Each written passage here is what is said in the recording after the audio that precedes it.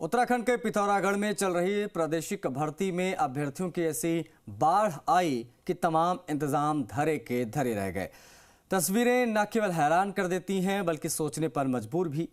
यहां सेना की भर्ती परीक्षा के लिए इतने अभ्यर्थी पहुंच गए कि पूरे पिथौरागढ़ में अफरा तफरी मच गई। फिर क्या हुआ, इस रिपोर्ट में।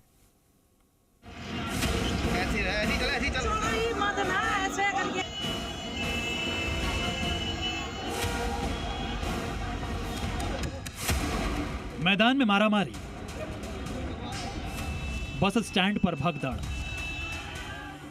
सड़क पर अफरा तफरी। तस्वीरें तीन भले ही हैं मगर एक जगह की हैं और वजह भी एक ही है।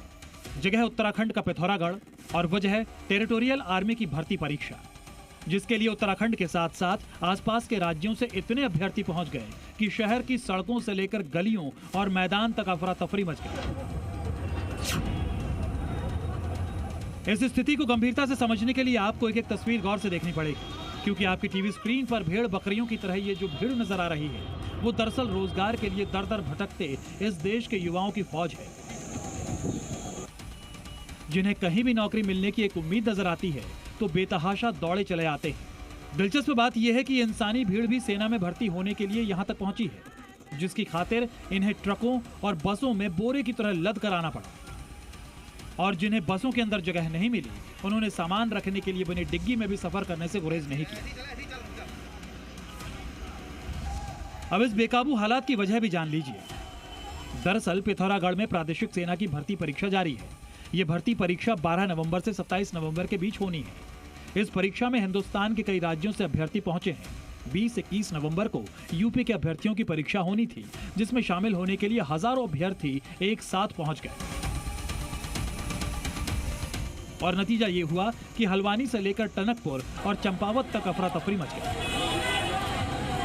पहले ही पब्लिक ट्रांसपोर्ट की कमी झेल रहा उत्तराखंड इस आयोजन से त्राहिमाम करने लगा। आलम यह हो गया कि पिथौरागढ़ की ओर जाने वाली एक एक बस और टेम्पो ट्रक में क्षमता से कई गुना छात्र ज्यादा भर गए,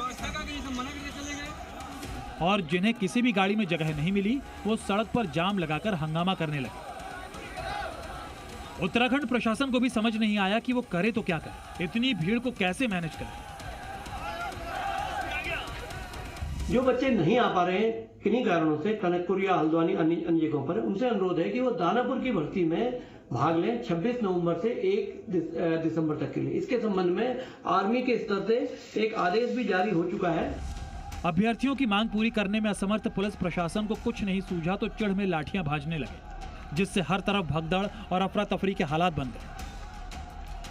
अभ्यर्थियों की मुसीबत यहीं खत्म नहीं हुई।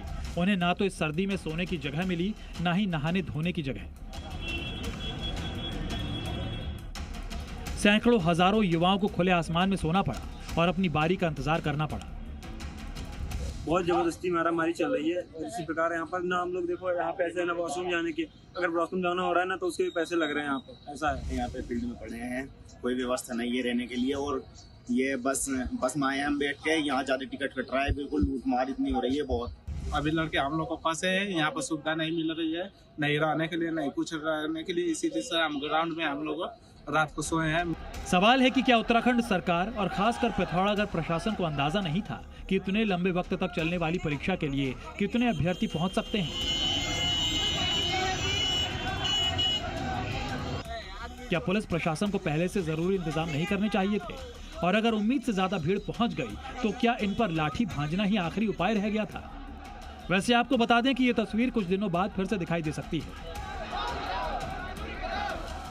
क्योंकि सेना भर्ती परीक्षा का अगला चरण 26 नवंबर से 1 दिसंबर तक बिहार के दानापुर में होने वाला है, जहां कुछ दिनों पहले भी ऐसे ही बेकाबू हालात बन चुके हैं। ब्यूरो रिपोर्ट, जी मीडिया।